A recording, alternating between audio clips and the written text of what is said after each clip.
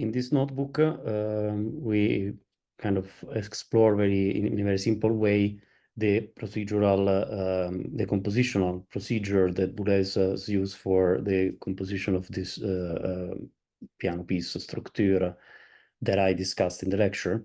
So here everything is based on the manipulation of a list of 12 numbers that are interpreted both as pitches or are durations or other parameters of the composition itself.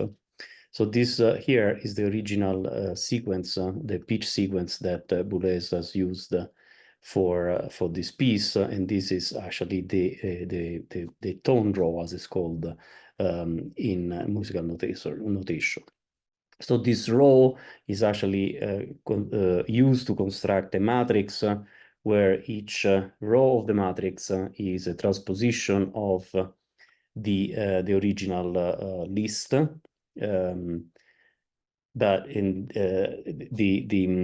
if you take this matrix and you read it in different ways, so column by column, row by row, from the bottom to the top, the right to the left, then you basically have all the operations of transposition, inversion, and retrograde inversion that manipulate this sequence of notes, and then they can be used in different ways in the composition.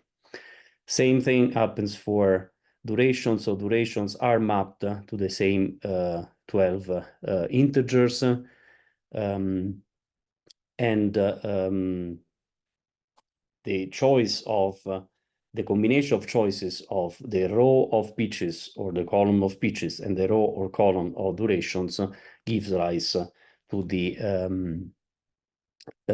composition itself. So these are the first 3 bars that are generated using the simple manipulation of these elements of the matrix that are actually the exact same 3 bars on the compositions by Boulez.